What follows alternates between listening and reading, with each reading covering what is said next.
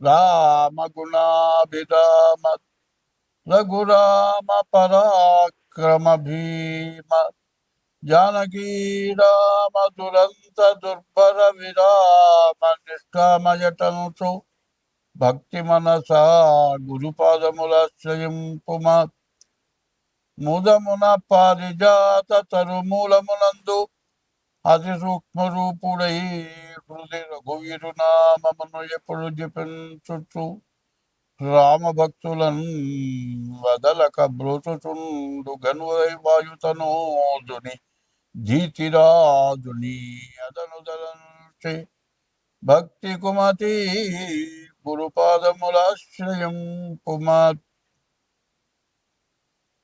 చిత్తశుద్ధిగా నీకు సేవ చేసెదగాని పునమిలో జనుల మెప్పులకు గాదు జన్మ పావనతకై స్మరణ చేసెదగాని సాటివారిలో ప్రతిష్టలకు గాదు ముక్తి కోసరమునే మృక్కి వేడదగాని తండ్రి భాగ్యము నిమిత్తంబు గాదు మిమ్ము పొగడను విద్యనే అచ్యుతనే గాని కుక్షి నిండెడి కూటి కొరకు గాదు పారమార్థికమునకునే పాటుబడితి కీర్తికినపేక్షబడలేదు కృష్ణవర్ణ భూషణ వికాస శ్రీధర్మపుర నివాస.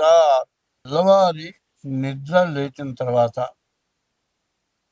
రాత్రిపూట తిన్నాం పడుకున్నాం, తెల్లవారు ఏదైనా పని చేయాలనుకోండి, ఏదో కడుపులోకి ఆహారం కావాలా, అది లేకుండా తెల్లవారు ఎక్కడికైనా వెళ్తామా, ఏమైనా పని చేస్తామా, చేయలేము. అది అంత అవసరమో ఇప్పుడు నేను చెప్పబోయేది అంత అవసరం. ఎందుకంటే జ్యోతిష్యం అనే పేరుతో ఇవన్నీ చెబుతున్నాను అని అనుకోవద్దు. ఎందుకు చెబుతున్నాను అంటే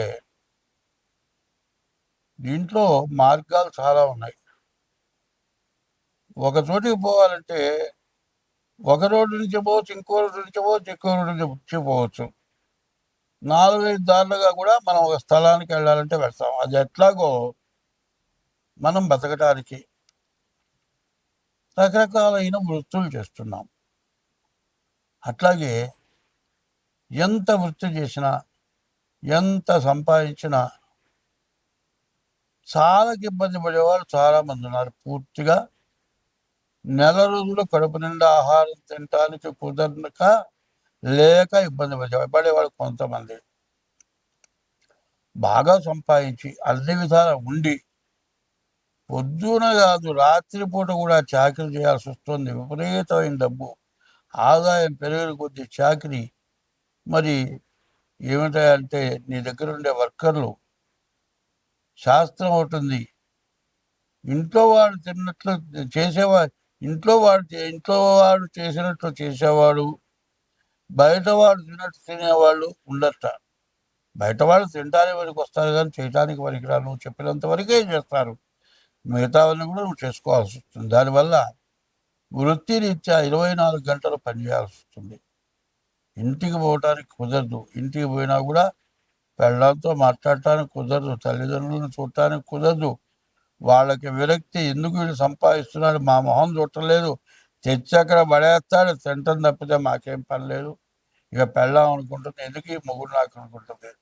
తల్లిదండ్రులు అనుకుంటారు, కనీసం నాన్న అన్నం తిన్నావా అని అడిగే తండ్రి లేడనుకుంటారు. పిల్లలు ఉన్నారు, కాలేజీ ఫీజు కడితే వాళ్ళ దారిలో వాళ్ళు వెళ్తున్నారో లేదో, ఎగ్గొట్టి తిరుగుతున్నారో నువ్వు చూడవు, వాళ్ళు సక్రమంగా ఉండరు. మరి వచ్చిన సంపాదన విపరీతమైన డబ్బు ఏం చేసుకోను? వచ్చిన డబ్బు చాకరీ చేస్తున్నావు. నీ పిల్లలేమన్నా సంతోషపడుతుందా? నీ పిల్లలు ఏమన్నా సంతోషపడుతున్నారా? మరి నీకేమన్నా విశ్రాంతి ఉందా? లేదు. డబ్బు మాత్రం బాగా ఉంది. తినడానికి తిండి లేని వాడు అనుకుంటాడు, అబ్బా ఆయన తెగ సంపాదిస్తున్నాడు, అబ్బా ఎంత విపరీతంగా ఉందిరా, కనీసం మనతో మాట్లాడు, వాడి గర్వం అనుకుంటారు. వాడి బాధ వాడికి తెలుసు, వీడి బాధ తింటానే లేక వీడి బాధ వీడికి తెలుసు.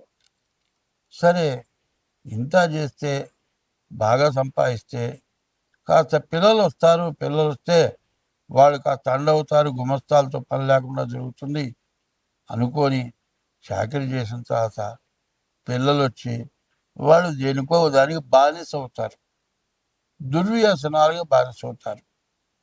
దీంతో వీడికి వయస్సు పెరుగుతుంది, వృద్ధాప్యం వస్తుంది.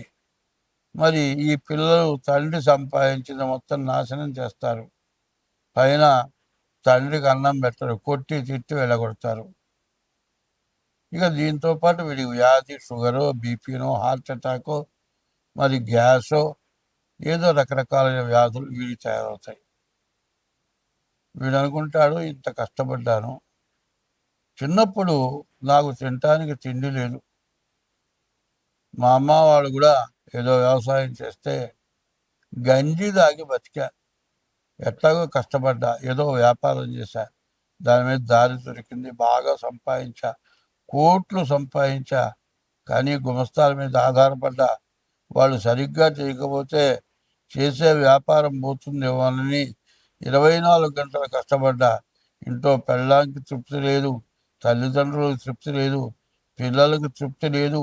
పోనీ 4 పిల్లల్లో ఒక్కడు బాగా చదువుకొని నా దగ్గరికి వచ్చాడు, వాడు పనిచేస్తున్నాడు, నాకు విశ్రాంతి దొరుకుతుంది అంటే వాడేం చేస్తున్నాడు, చేసే పని కాక ఓ తాగుడో జూదమో ఒక అమ్మాయినో మరి వాడు వాడు ఖర్చు పెడుతున్నాడు.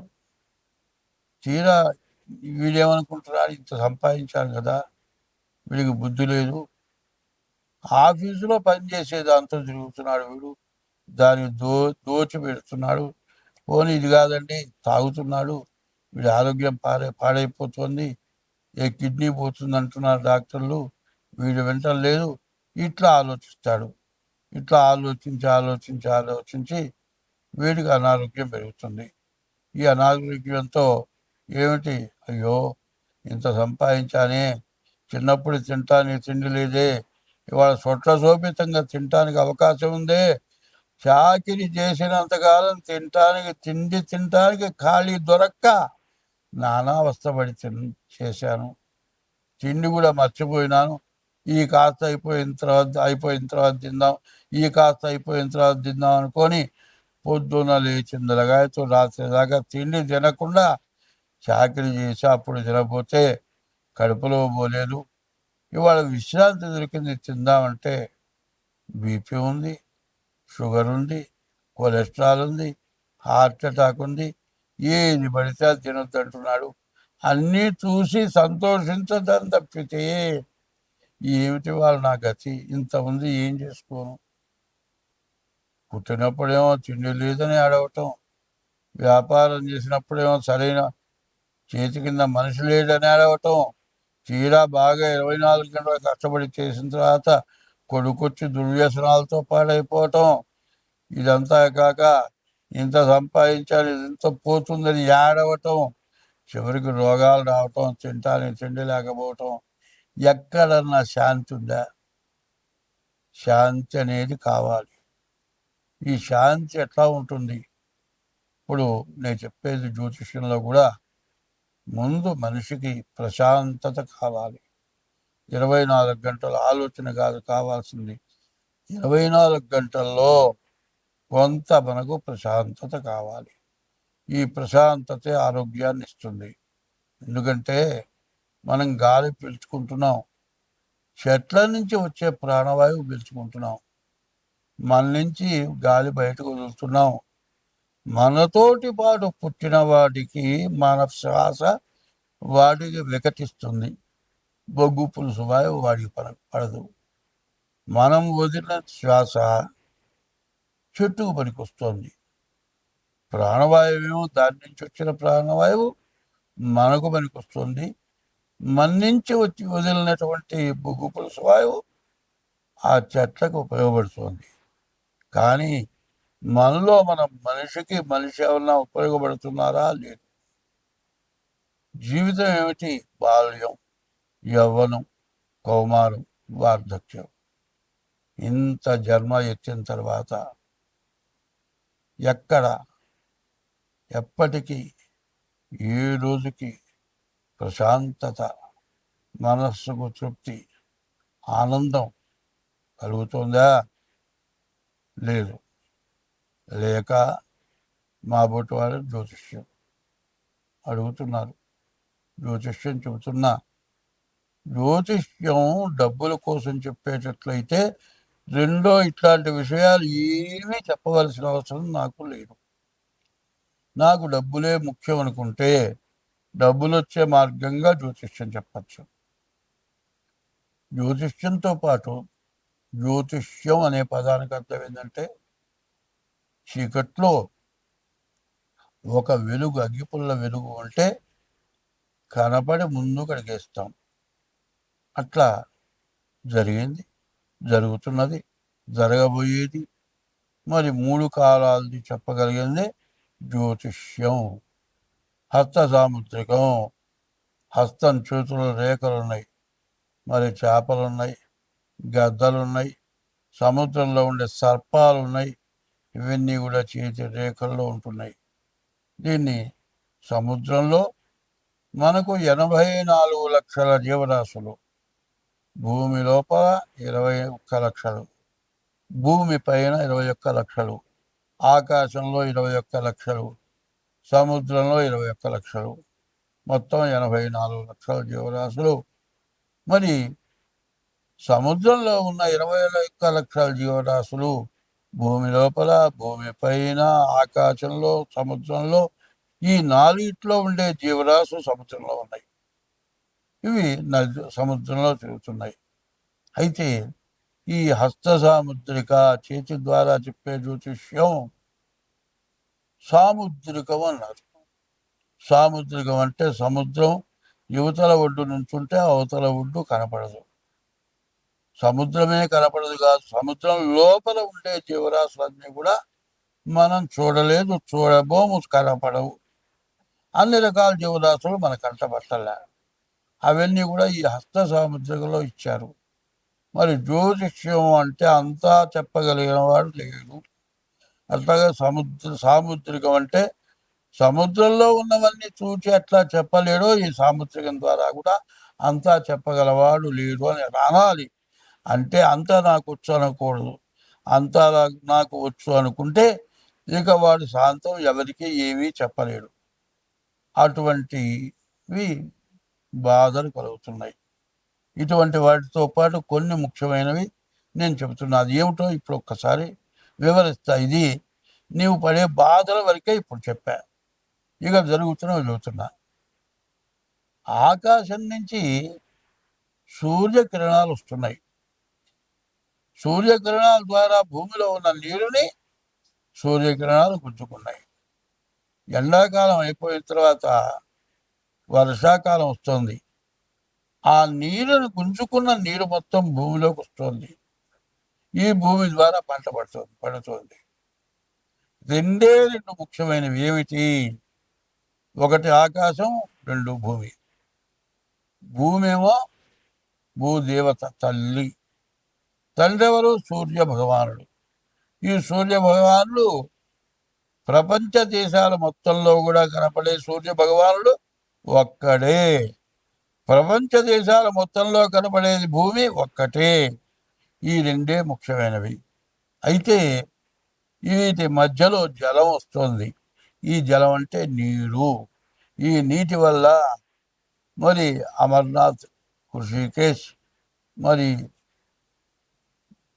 హరిద్వార్, మరి అన్ని ప్రపంచం మొత్తం విపరీతమైన వరదల వల్ల చాలా బాధలు కలిగినాయి. అనేక రకాలైన సూక్ష్మజీవులు తయారైనాయి. రకరకాలైన వ్యాధులు వస్తున్నాయి. అందరం బాధలు పడుతున్నాం. మరి తింటే పర్వాలేదు, సంపాదించే డబ్బులు రోగాలకు పెట్టడం మొదలు పెడితే నీవు 10 సంవత్సరాలు కాదు 50 సంవత్సరాలు సంపాదించిన డబ్బు పెట్టినా రోగం తగ్గే లోపల డబ్బులు అయిపోతాయి. రోగం తగ్గుతుందో తెలియదు, తగ్గదో తెలియదు. ఇట్లాంటి సమస్యలతో మనం బాధపడుతూ ఉన్నాం. ఎందుకు బాధపడుతూ ఉన్నాం? మనం చేసిన పాపం వల్ల బాధపడుతున్నాం. ఆశకి మితం లేదు. ఎంత సంపాదించినా ఇంకా కావాలి.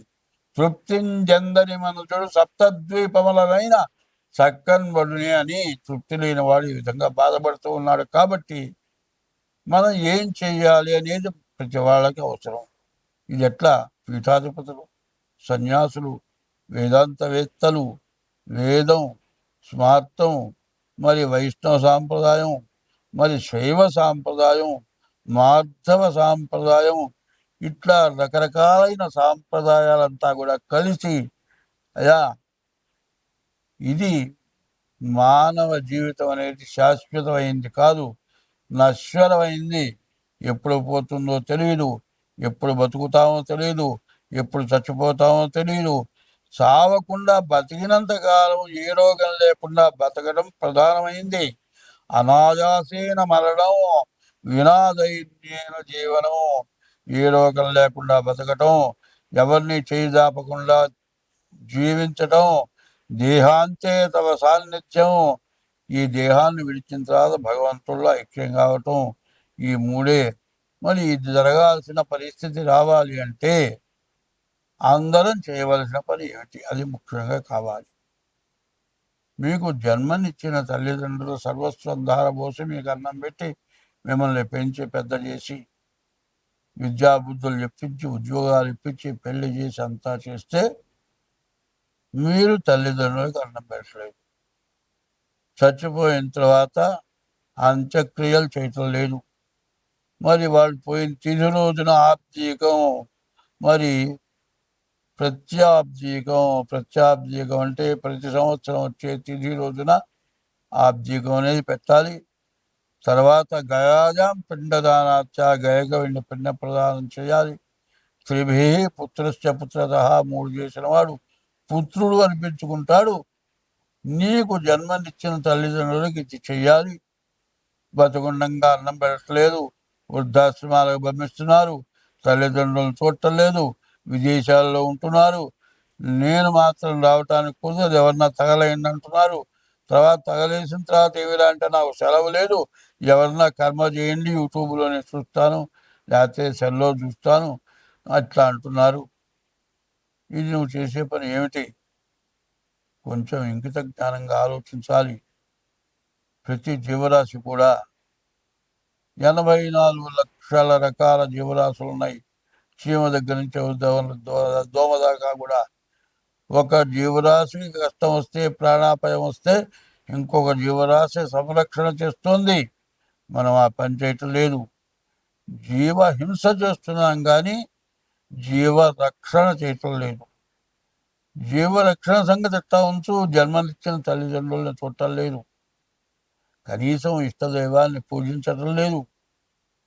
దీనివల్ల మనకు మహాపాపం చుట్టుకొని ఇట్లాంటి ప్రకృతి సిద్ధమైన ఇబ్బందులు, బాధలు కలుగుతున్నాయి. కాబట్టి ఇప్పుడు మనం ఏమి చేయాలి? 24వ తారీఖు వరకు మహాళయ పక్షాలు. ఈ మహాళయ పక్షాల్లో పితృదేవతలకు తర్పణ చేయాలి. తర్పణ చేసిన తర్వాత దంజం ముడివిప్పదీసి నీళ్లలో ముంచి ఆ దంజం ముడి కింద నేల మీద పిండుతారు. పిండేటప్పుడు ఒక శ్లోకం చెబుతారు. ఈకీచ, నేను చేస్తుంది అస్మత్కులే జాతా, నా కులంలో పుట్టిన వాళ్ళు, అపుత్రాహ, పుత్రులు లేని వాళ్ళు, గోత్రణోమృతాహ, గోత్రీకులు లేకుండా చచ్చిపోయిన వాళ్ళు, ఈ గృహంతో ఈ నీళ్లు భూమి మీద పడిన తర్వాత అటువంటి వాళ్ళందరికీ మోక్షం కలుగ్గాక అని ఉంది. నీవు తల్లిదండ్రులకే చేయట్లా, నీ కులంలో వాళ్ళు, నీ గోత్రంలో వాళ్ళు, నీ వంశంలో వాళ్ళు, వాళ్ళు బాగుపడాలనే ఉద్దేశంతో నువ్వేమన్నా చేస్తున్నావా? అది చేయటం లేదు. నీకు జన్మనిచ్చిన తల్లిదండ్రులకు అన్నం పెట్టలేదు, చచ్చిన తర్వాత వాళ్ళకి శ్రాద్ధ విధులు చేయటం లేదు, నీ ఇష్టదైవాన్ని పూజించడం లేదు. కనీసం 24 గంటలు తెల్లవారు నిద్ర లేచిన తర్వాత డబ్బు డబ్బు డబ్బు డబ్బు ఇదే ఆలోచనతో జీవితం గడుపుతున్నాం. చివరికి కనీసం రోజులో 24 గంటల్లో జీవితమున సగభాగంబు నిద్దురతే సరిపోవు. మిగిలిన ఆ సగభాగంబు చిత్తశుద్ధి లేకపోవు. అతి నిద్రాలోలుడు, తెలివిలేని మూర్ఖుడు, పరమార్థం కానలేక నిద్దులతో చెడతాడు. 24 గంటలు ఏదో కావాలి, కామం, కాంక్ష, కోర్కె, డబ్బు కోర్కె, పరస్త్రీ వ్యామోహం, మరి ఇట్లాంటి దురభ్యాసాలతోటి నాశనమైపోతూ దేశాన్ని నాశనం చేస్తున్నాం. కాబట్టి ముందు ఈ నెలలో పితృదేవతలకు పిండ ప్రదానం చేయండి. 2, రోజు నువ్వు పుట్టిన తర్వాత నీ తల్లి నీవు కనపడితే ఎక్కడికన్నా వెళితే వెతుక్కొచ్చన్న అన్నం పెడుతుంది. కాదు, నువ్వు ఇంటికి వస్తే నాన్న అన్నం తింటా అన్నం పెడుతుంది.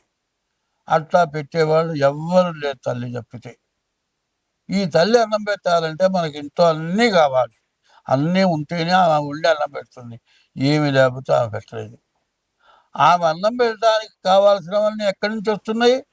భూదేవత భూమిలో నుంచి వస్తుంది. నీరు దగ్గర నుంచి ఉప్పు దాకా సమస్త మధ్యలో ఉండే వస్తువులు మొత్తం భూదేవత. ఆమె ప్రధానమైన తల్లి. నీకు జన్మనిచ్చిన తల్లి అయితే భూదేవత నీకు ప్రధానమైన తల్లి. ఆ తల్లిని పూజించటం లేదు. భూదేవతను పూజించాలి. విష్ణుమూర్తి యొక్క భార్య భూదేవత. మరి ఈశ్వరుడు యొక్క భార్య గంగ. ఆయన శిరస్సున గంగ ఉంది. విష్ణుమూర్తి యొక్క భార్య భూదేవత. ఇద్దరిని పూజించక మనం అన్నిందాలా భ్రష్టపడుతున్నాం. కాబట్టి 24వ తారీఖు వరకు కూడా, అమావాస్య వరకు 23 వరకు మహాళయ పక్షాలు, పితృదేవతల పితృశ్రాద్ధాలు చేయాలి. 24 నుంచి మరి సెప్టెంబర్ 24 నుంచి అక్టోబర్ 2వ తారీఖు వరకు కూడా దసరా నవరాత్రి ఉత్సవాలు. అమ్మవారు మరి దుర్గుణాలను పోగొట్టేది దుర్గా. ఆ అమ్మవారి పూజ చేయాలి. ఇట్లా చేస్తేనే ప్రతి ఒక్కరూ కూడా అమ్మవారిని పూజించాలి. అట్లా పూజించని పక్షంలో మనకి రేపు పుట్టగతులు లేవు. రేపు రాను రాను మనం చేసిన పాపం అంతా పెరిగిపోతుంది.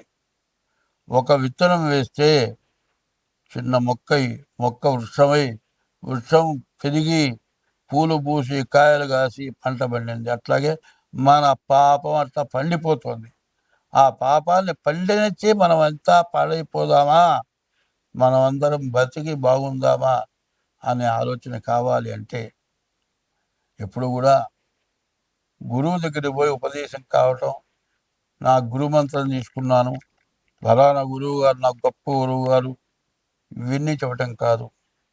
గురువు దగ్గర నువ్వు ఉపదేశం పొందాలి, గురువు కావాలి. గురువు అనేది లేనిది ఏది లేదు. కానీ గురువు దగ్గరికి నీవు పోగలిగినటువంటి శక్తి నీకు రావాలి అంటే ఓం నమో భగవతే నారాయణాయ, ఓం నమ శివాయ, హరే రామ రామ రామ హరే హరే, హరే కృష్ణ కృష్ణ కృష్ణ హరే హరే, ఇట్లాంటి నామాలు నీకు ఇష్టమైన నామాన్ని రోజు కనీసం పొద్దురుపూట స్నానం చేసి 2 గంటలు చేయండి. ఇప్పుడు చెప్పిన మహాలయ పక్షాల్లో పితృదేవతల తరపున 4 పిండ ప్రదానాలు చేయండి. దసరా 10 రోజులు అమ్మవారి పూజ చేయండి. ఈ ఉన్నటువంటి పాపం కొంతైనా నశిస్తుంది. మొత్తం పోతుంది అని చెప్పటంలే, కొంతైనా నశించాలి. దీనివల్ల పీఠాధిపతులు, సన్యాసులు, ఋషికేశ్ అంటే ఋషులు ఉండే స్థలం, మరి హరిద్వార్ అంటే హరిపాదాల నుంచి గంగ ఉద్భవమైంది. ఆ గంగ తాగితే మన తాతలు ముత్తాతలు మన వంశంలో మహాపాపం చేసిన వాళ్ళంతా కూడా మోక్షాన్ని పొందుతారని చెప్పింది. మరి అమర్నాథ్, హరిద్వార్, ఋషికేశ్, కాశీ మొత్తం మునిగిపోయినాయి. కాశీలో విశ్వేశ్వరాలయంలోకి నీళ్ళు వచ్చినాయి. ఎంత కూడా మనం చేసిన పాపం, ఈ పాపాన్ని నివృత్తి కావాలి. ఈ నివృత్తి కోసం మీరందరూ కూడా ప్రవర్తించండి. అంతా బాగుంటుంది. స్వస్తి. 2025వ సంవత్సరం అక్టోబర్ నెల మిథున రాశి ఫలితాలు చెప్పుకుందాం. ఈ మిథున రాశికి ఏం బాగున్నది? శుక్రకేతువులు తప్పితే ఏ గ్రహాలు బాగాలేవు. వీళ్ళకి చెప్పవలసిన మంచి అంటూ ఎక్కడ ఏమీ కనపడలేదు. కాబట్టి వీళ్ళు ఏం చేసినా చాలా కష్టాలు నష్టాలు ఎక్కువగా ఉంటాయి. అయితే ఇది డేట్ ఆఫ్ బర్త్ గోచారం కాదు, గోచారం రీత్యా చదువుతున్నాం. గోచారం రీత్యా 25 వంతులే జరుగుతుంది. పుట్టిన తారీఖును బట్టి జన్మలగ్నం వస్తుంది. జన్మలగ్నం రీత్యా చూస్తే కానీ మీ పూర్తి జాతకం అర్థం కాదు. పూర్తి జాతకం ద్వారా మీరు మీ జాతకం చూపించుకోండి. ఈ రాశి వాళ్ళకి గురువు పూర్తిగా బాగాలేడు, విపరీతమైన ఖర్చు పెట్టే స్థితిలో ఉన్నాడు. తర్వాత నీకు వచ్చేటప్పటికల్లా రాహు పూర్తిగా బాగాలేడు, శని బాగాలేడు. శని వల్ల చాలా ఇబ్బందులు కలుగుతాయి. కాబట్టి ఈ మిథున రాశి వాళ్ళు శనికి అభిషేకం చేయించుకోండి. తర్వాత ఈ రాశి వాళ్ళు ఏం చేయాలంటే, మరి ఈ మిథున రాశికి బాగున్నటువంటి గ్రహాల్లో రవి అర్ధాష్టమంలో ఉన్నాడు, మరి రాహు దశమంలో ఉన్నాడు, కుజుడు బుధుడు బాగాలేడు. కాబట్టి మీ డేట్ ఆఫ్ బర్త్ ద్వారా జాతకమే అవసరం. గోచార రీత్యా ఎక్కడ ఏ గ్రహాలు కూడా బాగాలేవు. దానివల్ల వచ్చే నీకు ప్రయోజనం ఎక్కడ ఏమీ కనపట్టలేదు. నీవు ఇబ్బంది లేకుండా బతకాలి, ఉన్నది పోగొట్టుకోకుండా ఉండాలి. ఉన్నది పోగొట్టుకుంటే మళ్ళీ తేలేం. ఈ మానవ జన్మ ఎట్లాంటిదంటే, ఎప్పుడు కూడా తను తింటాం, తను సుఖంగా ఉంటాం, తను బాగుంటాం, తన చేతిలో నిండా డబ్బులు ఉంటాయి, ఇట్లాంటి ఆలోచనలు ఉంటాయి. అదే పిల్లలు లేని వాళ్ళు, బాగా ధనం సంపాదించేవాళ్ళు కనీసం ఈ ఒక్క పిల్లని మాకు ఇచ్చినా మేము జాగ్రత్తగా చదివించుకుంటాం అనుకుంటారు. పిల్లలు లేని వాళ్ళకేమో డబ్బు ఉంటుంది, డబ్బు ఉన్న వాళ్ళకేమో పిల్లలు ఉండరు.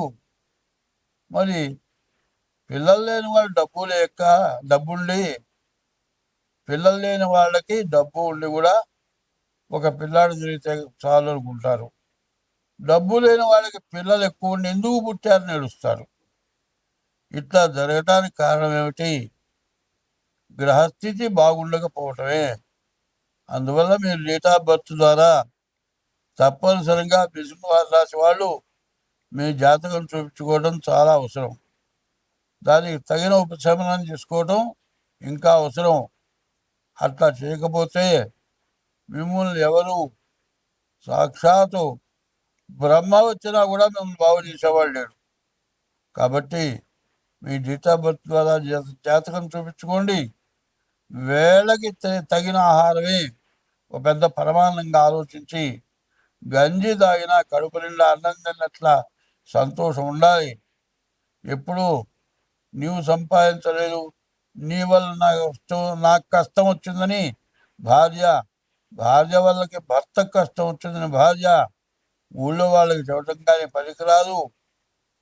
పిల్లలకి గుట్టల్లో మరి కొంతమందికి చాలా రకాలైన బాధలు ఇబ్బందులు కలుగుతూ ఉన్నాయి.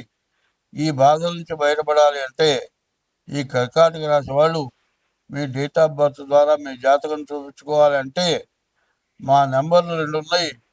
17801071946 ఇదో నెంబరు. రెండో నెంబర్ 6300061241.